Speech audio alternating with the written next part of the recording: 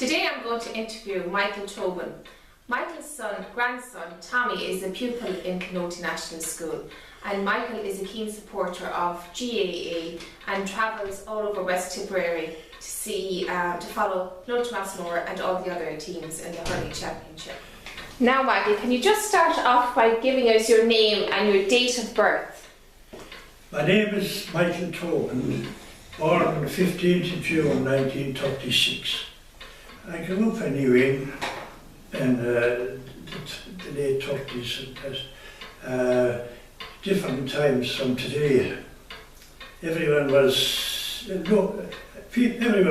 poor at that time. There was no luxuries of any kind, no cars, electricity, water, toilets, anything like that. There was all the changes, like the remarkable changes that happened since.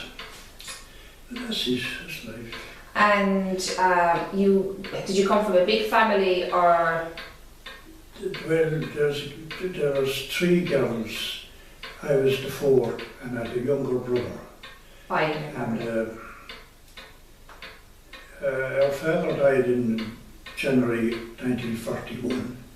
I was only about 4.5, and my younger brother was only about 2.5.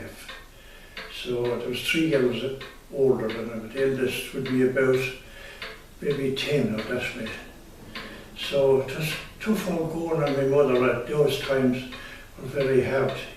You couldn't go to the bank manager and look for a £50 note because he'd send you into the mental hospital. He said, "You're going where?" You just wouldn't. It wasn't done that time. Okay. So. Yes, you had it. You hadn't. You did it out it. Yeah. And you saw a lot of poverty growing up. Yes, a lot of poverty. You have the lane in the wind now. A lot of poverty. Big families living in one room and one kitchen. And there was poverty. People gathering breastners, the sticks they used to call, around the ditches in winter times, picking blackberries and selling them, and catching rabbits and selling them. There was poverty. There was times that time were very hard.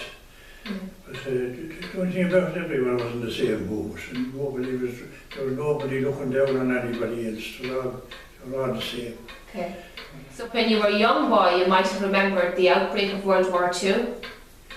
I remember I remember the outbreak of the war in 1939. I remember that I didn't know what it meant, but I could hear people talking and women together, and they terrified of what was going to happen. But I remember that, and all through the war, I remember like there was no electricity there or anything that time. It was all candles and lamps and that kind of thing. And did you have to black out at night time? Oh, there was a blackout all the time because there was no electricity in the country that time. There was I didn't come, I think, to the winter about 1946 or 7, I'd say. And you remember rations? And people got one light and one plug at that time. So that time, I remember there were matches there in the early 40s, the Mackie era. We had a big Buffy radio, and we'd have it plugged in there on a Sunday. We all here we broadcast it. And that nearly did the whole lot of us around. Outside, there were many more outside than there was inside, listening to it. So it was a novelty that time, the radio even. It was tri-battery, get charged our battery, didn't have it ready for the next batch, maybe the Sunday after. That was it. And your school days, you went to school and you went to the convent? I went to the nuns. You start there until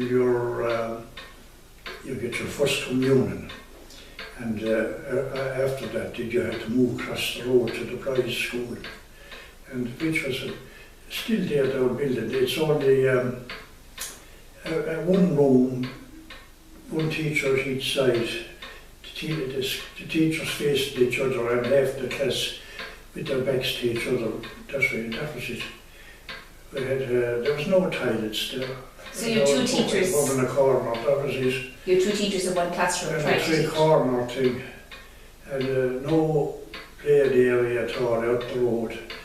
had no traffic there that time either, but they were able to hurl up and down the road and things like that, play tops and things like that. Yeah. And were there being big numbers in your class? And Were there big numbers in your class? I suppose there were about 50, I say, in the school, or maybe 50 or 60 at that time. You know, which was big enough for one room with 4 classes, 5 classes, 6 classes actually. They'd be first to sixth, and they'd be asked to have maybe third, fourth, maybe fourth, fifth and sixth, and the mistress had the other one, those rest of them. The mistress at the time was a Mrs. Cleary.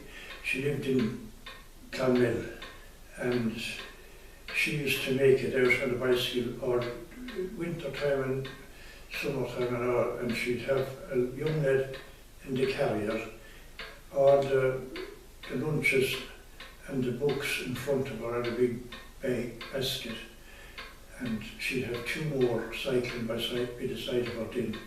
So that was her. She used to leave Tobin about 7 o'clock in the morning, and she mightn't be back until 6 in the evening or that anyway. So it was tough going on her. She had a hard life. Yeah. And would you look back on your school days with fond memories? Did you find school hard? I wasn't hard. They were great. I was never much bothered about study. I hated the size of the books. But I was only waiting for the day till I was 14 to stop. But anyway, it came eventually.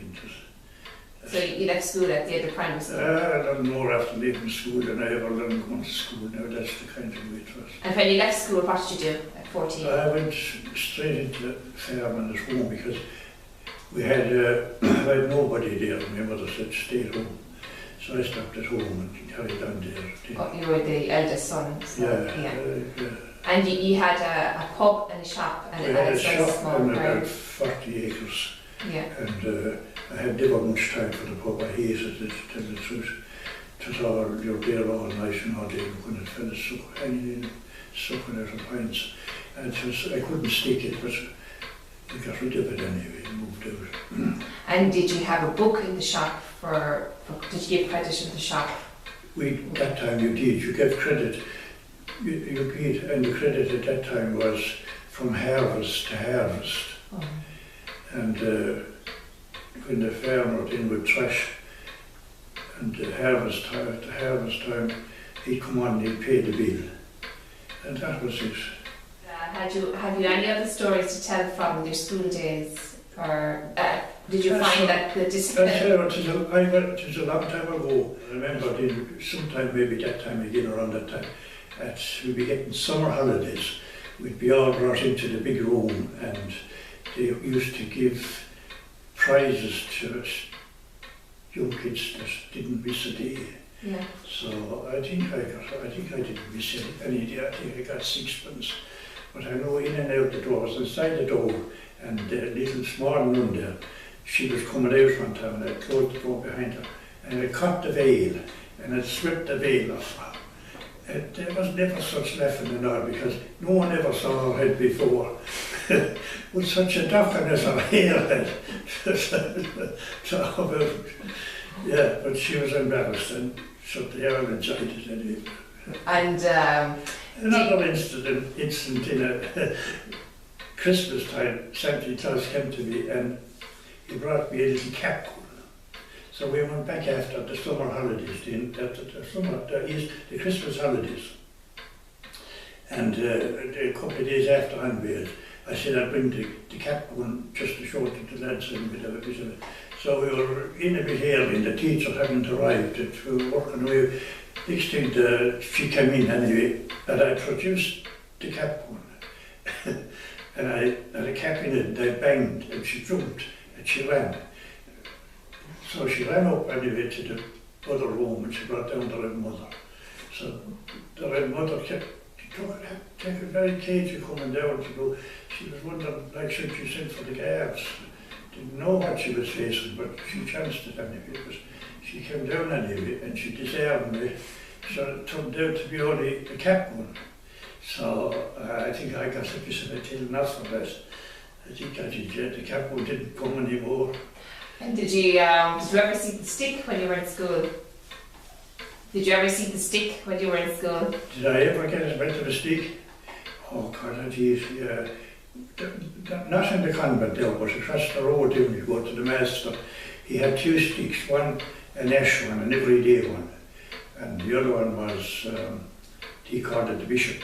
It was only brought down on special occasions for when the Keegra was coming and confirmation time.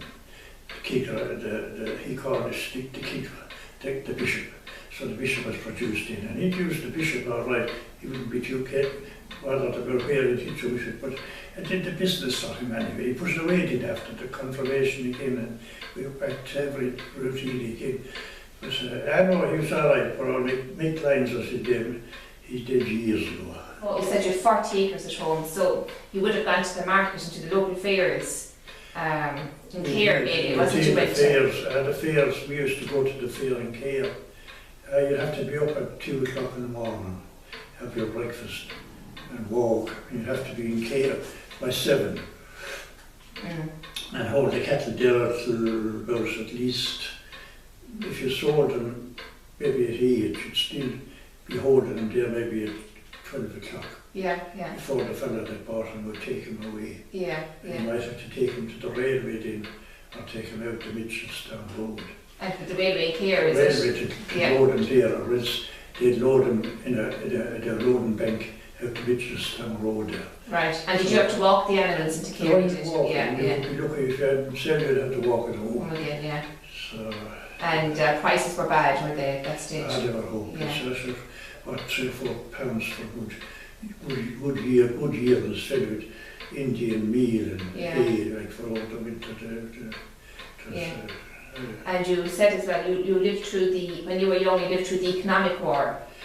Can you tell us a bit about that? The economic war was over, but we had the remnants that was there the whole time. The prices were terrible bad. Everything was very scarce. The other war was raging and it was over in 45, but that didn't soften it out for a bushman. Yeah. It went on for another 5 or 6 years before things started to loosen up a bit. Yeah. And did you milk cows at home? You did milk cows? Did you milk cows at home? We did, with the bucket. Oh, by hand? 3-legged stew, everyone had them that way. That's what that happened. There was no milking machines or anything like that. So tied up in the bales and clean out from them and put it into them. So you go every day to the creamery, which is you'd head down to the creamery every day, would you, with the milk?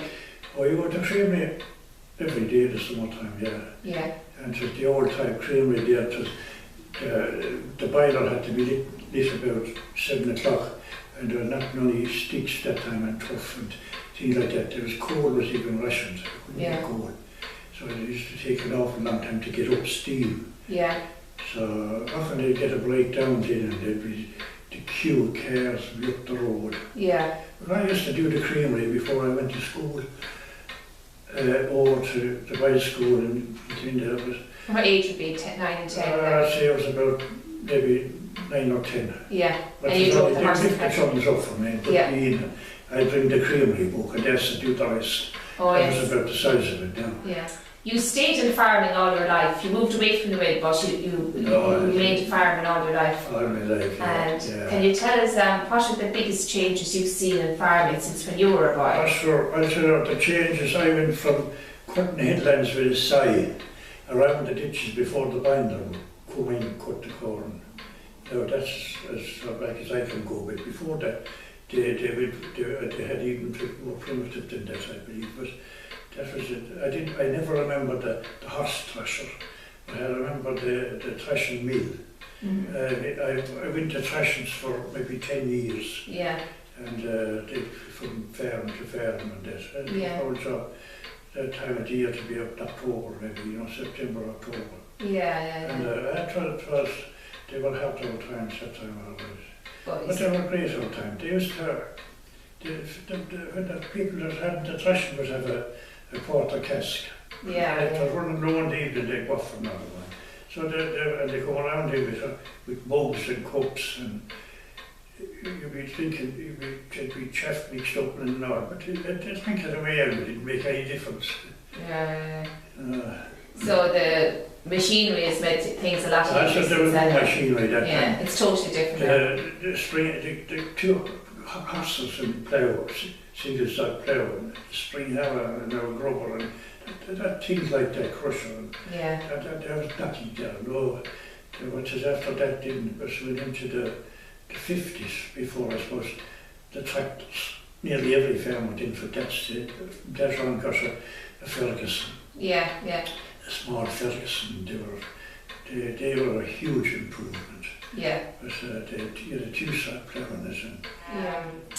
Can you remember any big events when you were growing up around the locality? Was there anything that stands out in your mind? There were an awful lot of the older people. I remember there were 3 old lads used to come into our house visiting there, and they were about one age, and they were always, one fella was always sniping at the other fella, and the other fella would snipe back at him.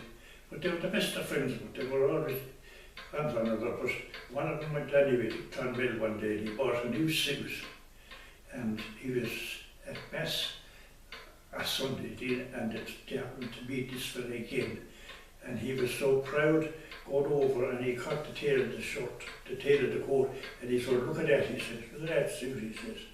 And the other fellow just looked at it and said nothing, and he said, "The suit is all right," he says, "if you had any place to hang it," which the man hadn't any place to hang it, though.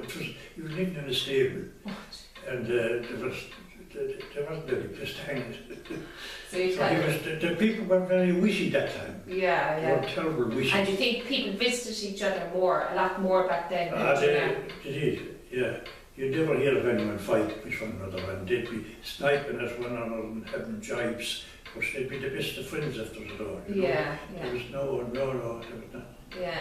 And religion plays a big part in your life. Indeed, yeah. Yeah. So I mean, religion in our young days was, I remember Sunday evenings, devotions, every Sunday evening, and you could come out from devotions and walk straight down into the hall. There was a hall in New India, and they'd be downstairs from 8 to 12, and that was people were happy with that, you know. But it didn't tell us from going to the devotions, and Mass was huge. The crowd at Mass that time, the village would be black with people when they come out from Mass. Yeah. But, the old people were. I don't know if they're not in heaven, we're at nothing. Yeah. Because they were fantastic people. What they went through with hardship and their dedication to their faith was huge, you know. And a big change that taken place since Lots has changed, and even things have got a lot easier now. At that time, you should be fasting since 12 o'clock the night before to go to communion the next day. And there's people, I saw people with cows, maybe 12, 14 cows, and they'd have to have them in, let's say at 5 o'clock in the morning, taking a pony, put the chums on it, and travel 3 miles to the creamery and come back and tie the pony and get half-eat mess. And so that was tough. People were more dedicated to them. Yeah. And so, all in all, life has changed a lot since you were born. Life has changed an awful lot. For the better and for the worse. Well, 3/4 for the better, but we lost an awful lot on the way. Yeah. Lost an awful lot on the way, we did. And what would you say are the main? So I tell you, we lost an awful lot in the line of people don't know their next door neighbour now. Lots of people in the rural areas, they're isolated, they meet nobody. The postman might dump something in under the door from it, they mightn't even meet him. Yeah. But the law was then for people used to go out, maybe take a drink. That's finished, they can no longer do that now, because if they drive, they'll get caught, and if they walk, they'll get killed. So there's no in between. Like there's people, rural Ireland are hit hard, Yeah. And finally, you don't have you don't remember any stories about fairies or pishogues or fairy forms around here? I don't. My theory about pishogues, fairies and ghosts is, at that time, portal, they bought it by the gallon, not by the pints. And I think that had a lot to do with it. Yes. They drank too much water, and they were seeing things. Yes. And that was it. Right.